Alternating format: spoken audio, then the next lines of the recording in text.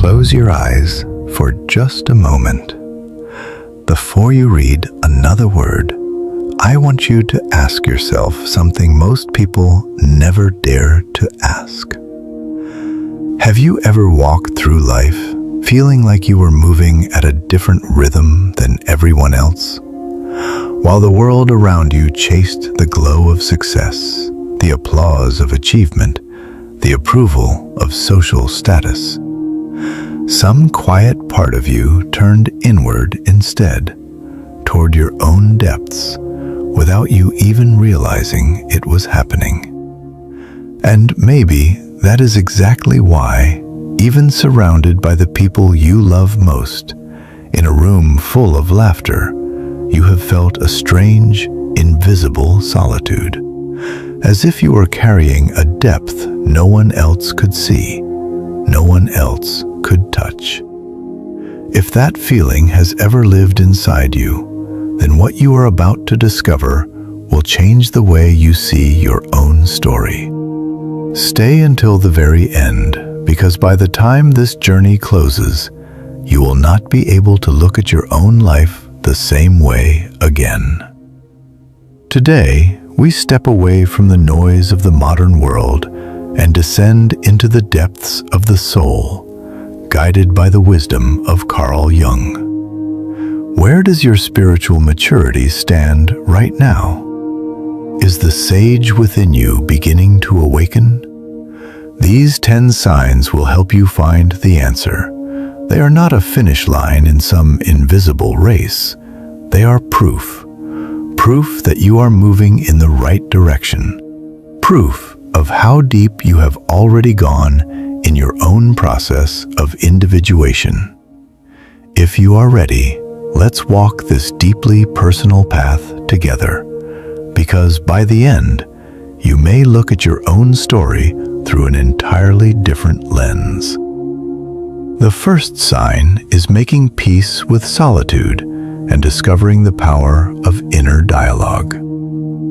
Let's begin with one of the most visible and most misunderstood signs of spiritual maturity: making peace with being alone. No, this does not mean withdrawing from social life, locking yourself away in a cabin in the mountains, or resenting other people.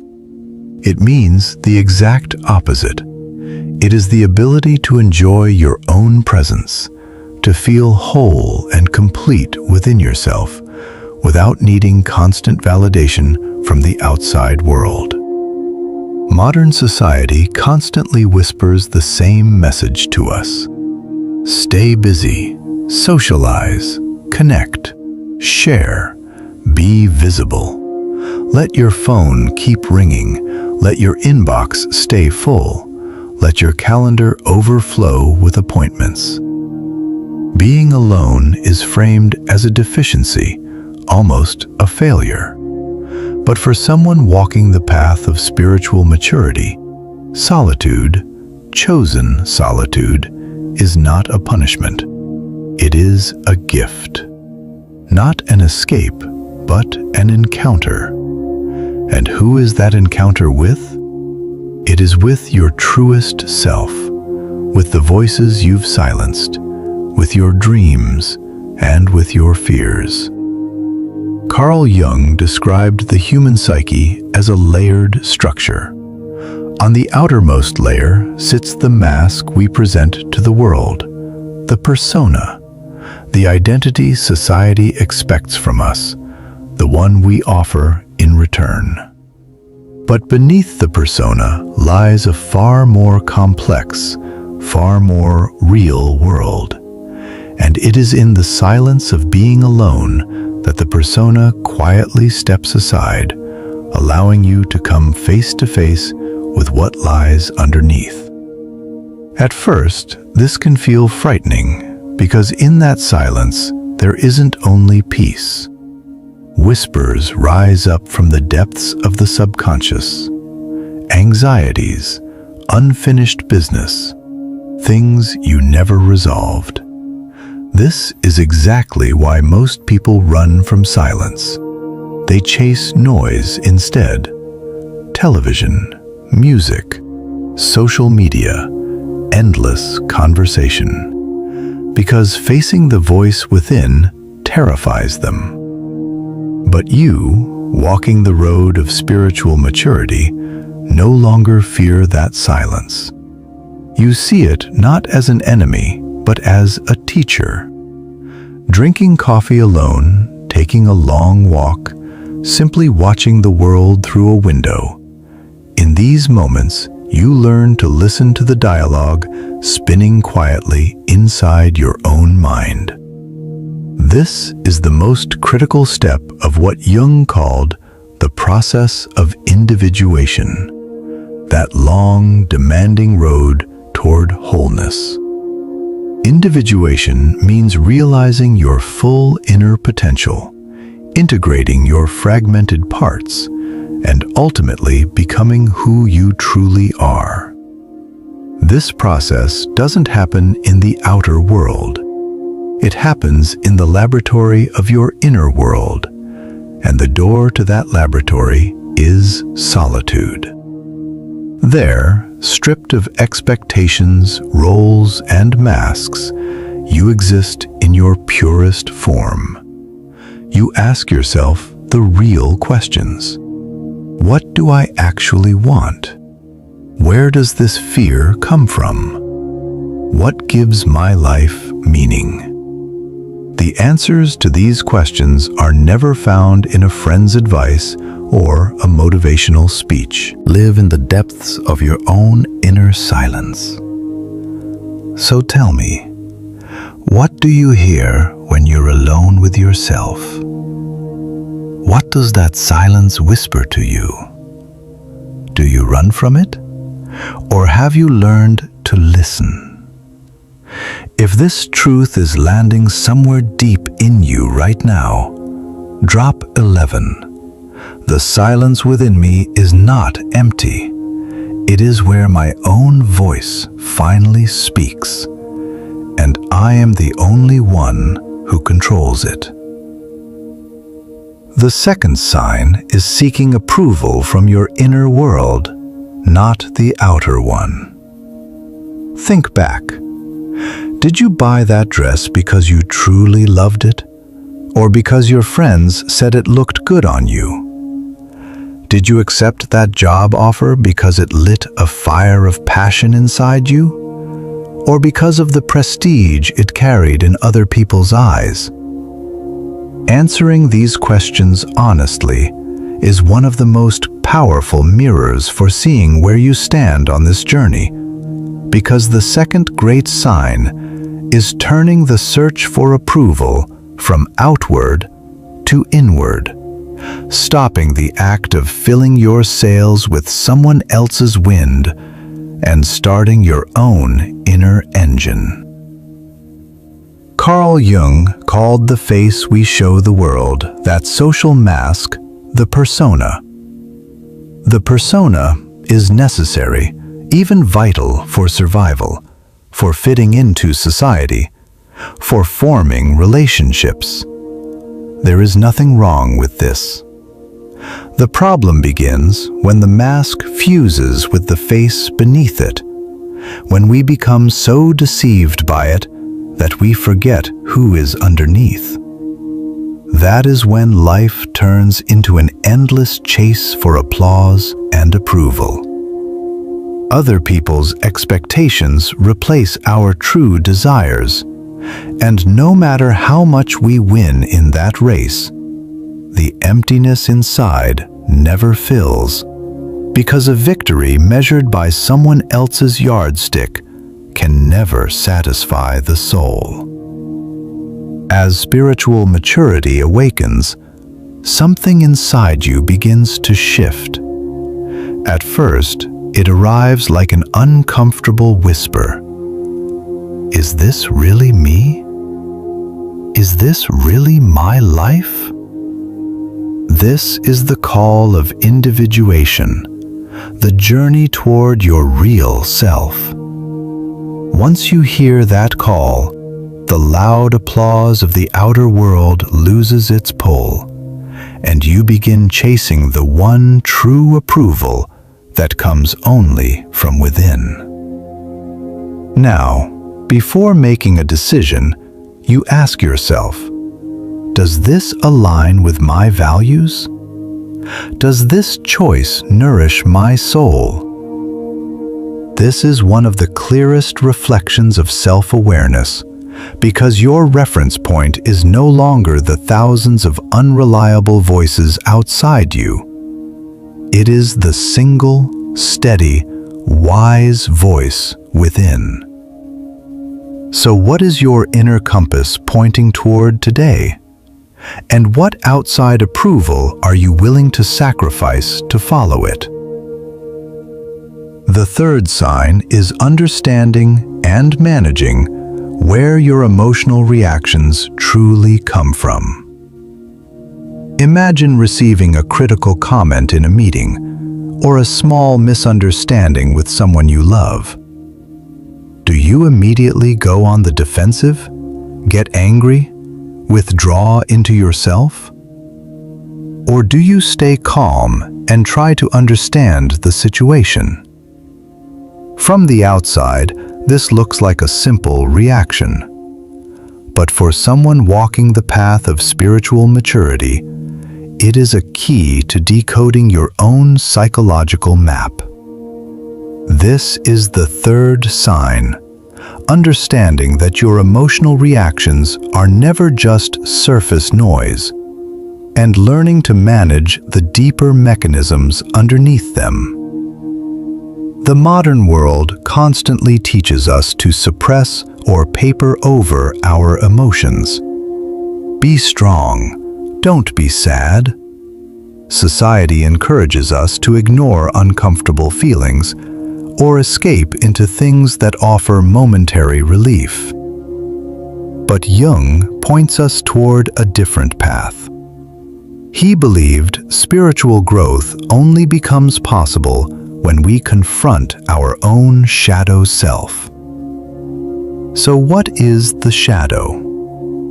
It is the sum of everything you've repressed, everything you deny, but which still belongs to you. Your anger, your jealousy, your fears, but also the reservoir of your suppressed potential, your creativity, your untamed self.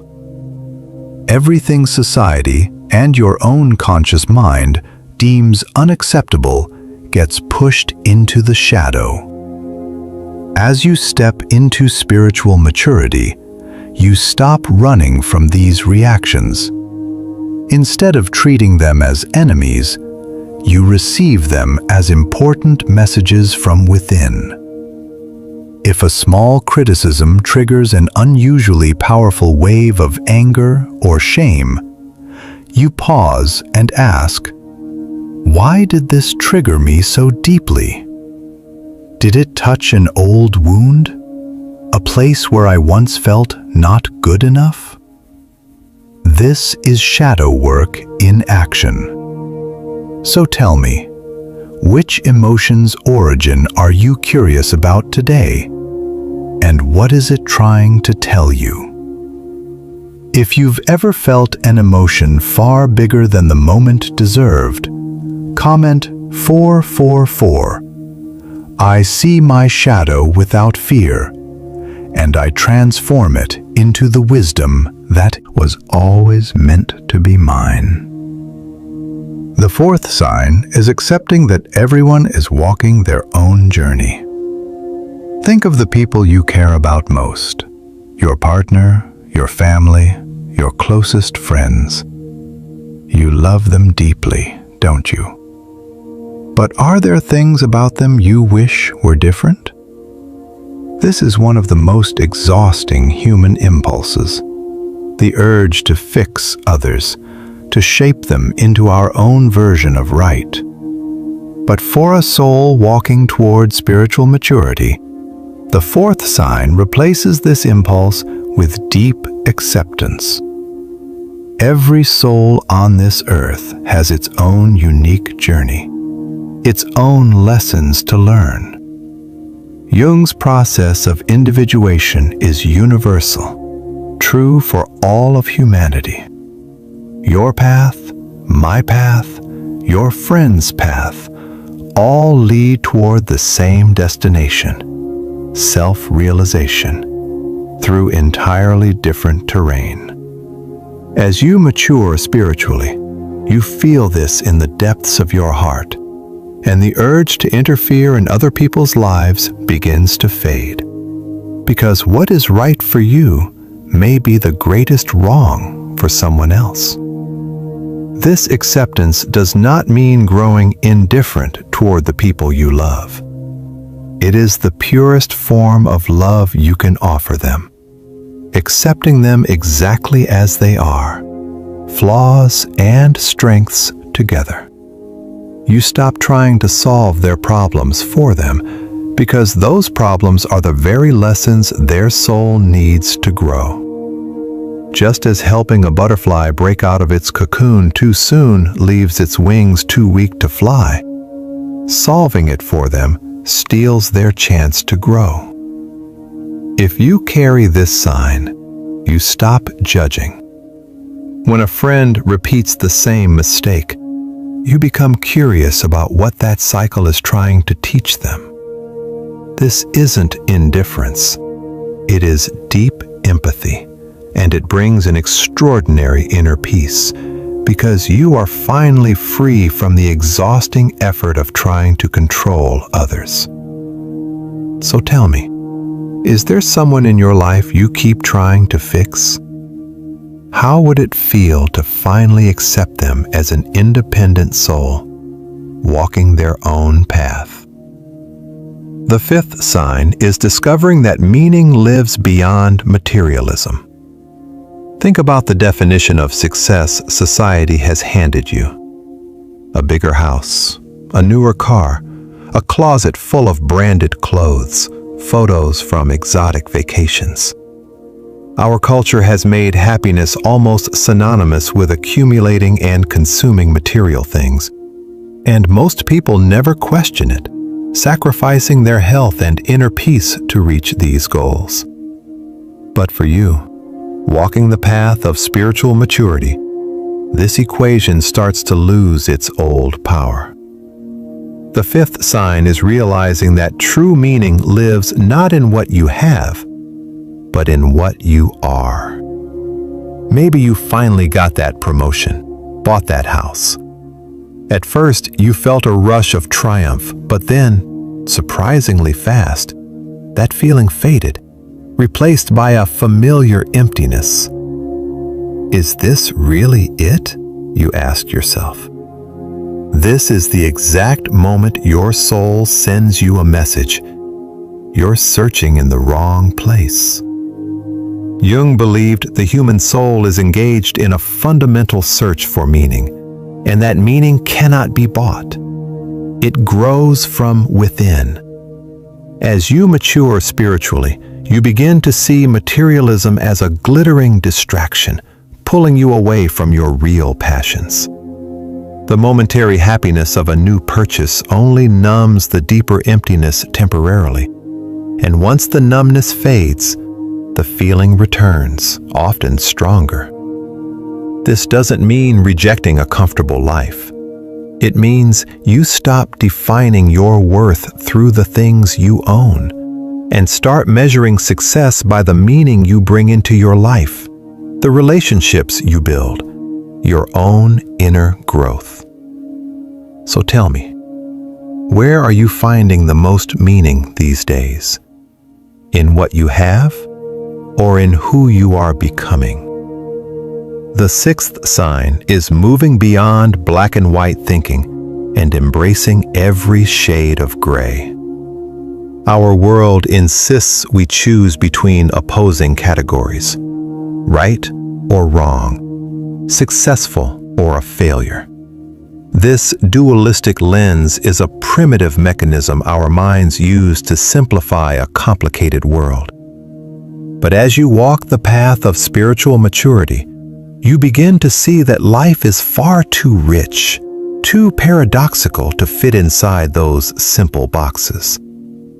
The sixth sign is liberating yourself from black and white thinking and embracing the infinite shades of gray, even the paradoxes where opposites coexist. Carl Jung believed the human soul is, at its core, a union of opposites. He called this enantiodromia, the tendency for everything to eventually turn into its own opposite. There is no light without shadow. A spiritually immature mind sees these opposites as enemies at war, denying its own fragile sides, dividing the world sharply into good people and bad people. This mindset keeps a person locked in constant judgment, both of themselves and of the world. But once you reach deeper spiritual maturity, you see the pointlessness of that war. Opposites are two faces of the same coin, completing each other rather than competing. You stop trying to destroy the fear inside you, because your courage only has meaning because that fear exists. You stop feeling ashamed of your failures, accepting them as your wisest teachers instead. This is another layer of shadow work, discovering that the traits you've labeled as darkness can actually serve you. The anger you've suppressed might be the healthy energy you need to protect your boundaries. You no longer deny these parts of yourself, nor surrender to them blindly. You recognize them and consciously weave them into your life. So tell me, which two opposing forces inside you could you bring into harmony today? The seventh sign is taking full responsibility for your life and letting go of the blame game. As children, when we fell and cried, we instinctively looked for someone to blame. This is the most primitive way of avoiding responsibility, of externalizing pain, and many of us carry this same habit straight into adulthood, blaming our boss, our partner, our family, even fate for our disappointments. This blame game offers temporary relief because it lifts the weight off our own shoulders. But that relief comes with a steep price. Power. You hand your own power to someone else with your own two hands and slip into the role of victim. Yet the seventh, and perhaps most revolutionary sign of spiritual maturity, is refusing to play that game, taking full responsibility for your life. This doesn't mean every bad thing that happens is your fault. There are things outside our control. Taking responsibility means understanding that even when you can't control what happens, you can fully control your response to it. This is one of the cornerstones of Jung's philosophy of individuation. He believed everything hidden in our unconscious eventually reflects back into our lives as events. He called this fate. But the moment something becomes conscious, it stops being fate. It becomes a choice. You become an active creator, transforming events into material for your own growth. Is there a problem in your relationship? Instead of thinking, "They don't understand me," you ask, "What can I do to express myself more clearly?" Do you feel undervalued at work? Instead of complaining your boss doesn't see you, you ask, "What skills can I sharpen? Or is this simply not the right environment for my growth anymore?" This is a moment of tremendous empowerment, because when you blame someone else, you place the key to your own solution in their pocket. When you take responsibility, that key stays in your hand. So tell me, is there an area of your life where you keep handing responsibility to someone else? And what is the smallest step you could take today to take your power back? If you're ready to take your power back starting today, write 520. I am the author of my own life, and I alone hold the pen that writes what happens next. The eighth sign is learning to trust your intuition and listen to your inner wisdom. Modern education and society push us to identify almost entirely with our rational, analytical, logical mind. Make a plan, analyze it, build lists, weigh the pros and cons. These skills are, of course, essential for moving forward in life. But on the path of spiritual maturity, they represent only the visible tip of the iceberg. The eighth sign is learning to trust the massive, wise part of the iceberg hidden beneath the surface. Your intuition, your inner voice, that sense of knowing that lies beyond logic. This isn't about throwing your mind aside, it's about stepping into a more whole way of existing, where mind and heart, logic and intuition walk hand in hand. One of Jung's greatest contributions to psychology came from his exploration of the depths of the unconscious. To him, the unconscious wasn't simply a storage bin for repressed desires and fears. It was also an enormous well of wisdom, creativity, and guidance. Intuition, in Jung's view, is our ability to perceive messages rising up from that deep well of knowledge. Messages our conscious mind can't immediately access. Sometimes it's an unexplainable unease, a sense that something is wrong about a job offer with no logical reason behind it, or an instant, unexplainable trust in someone you just met. At first, you try to ignore these feelings, to explain them away with logic. Don't be ridiculous. This is a great opportunity. Or, you're just being paranoid, you tell yourself, silencing that wise inner voice. But as you grow spiritually, you start to notice how often you've paid the price for silencing it. You remember the wrong paths you took, the wrong people you trusted, the decisions that never matched your soul, all because you ignored your intuition. Slowly, you start listening more closely. You stop seeing it as an enemy or an illusion, and start seeing it as your most trustworthy advisor, your inner compass. This takes courage, because trusting your intuition sometimes means going against social norms, against other people's expectations, even against your own rational mind's objections. When everyone says yes, but your soul says no, following that inner voice takes real bravery. So tell me, what is your own quiet, wise voice trying to tell you today? In what area of your life are you being nudged to move beyond logic and trust your feelings instead? And what would it take for you to finally listen? The ninth sign is understanding that pain and hardship are teachers. There is one unavoidable truth about life. Pain, heartbreak, loss, disappointment, illness. Modern culture urges us to flee from pain like it's a plague, to numb it, to ignore it, to get over it as quickly as possible. Suffering is framed as weakness, as failure, so we sweep it under the rug, cover it with a layer of false positivity, put on our everything is fine mask, and keep moving. But perhaps the deepest, most transformative sign of spiritual maturity is completely changing your relationship with pain.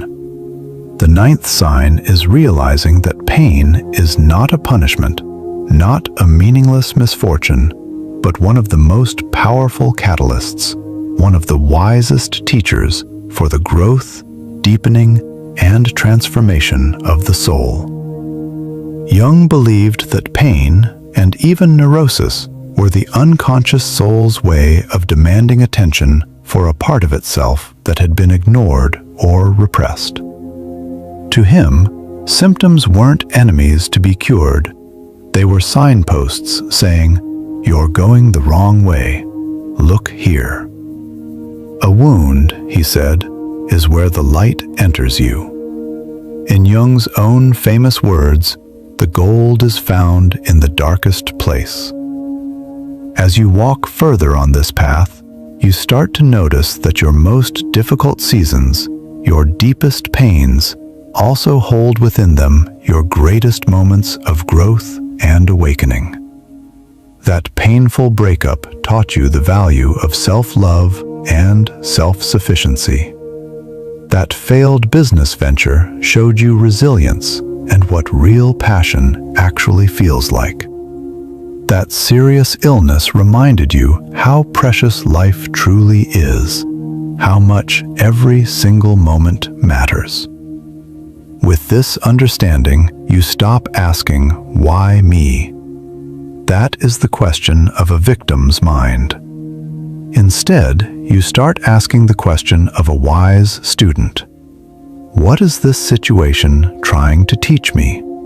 What gift, what lesson is hidden inside this pain? How can this experience make me stronger, more compassionate, wiser? This small shift in perspective is, in truth, a revolutionary mental transformation. It turns you from a passive victim of events into an active alchemist, consciously creating meaning from your own experience. Just as an alchemist transforms worthless lead into gold, you learn the art of transforming pain into wisdom and soul. The 10th sign is feeling that everything is connected. We've arrived at the final stop on our journey, perhaps the most subtle, the most all-encompassing sign of all. Everything we've discussed so far, making peace with solitude, seeking inner approval, understanding your emotions, accepting others, moving beyond materialism, integrating opposites, taking responsibility, trusting intuition, transforming pain into wisdom. All of these paths eventually lead to one single vast ocean. The 10th sign is becoming aware of that ocean. It is feeling, deeply and unmistakably, the dissolving of the sharp line between self and other, between you and the world. The realization that everything and everyone is connected by invisible threads. It is stepping beyond individual consciousness and into the consciousness of unity. If you feel, even for a moment, that everything truly is connected, comment 777.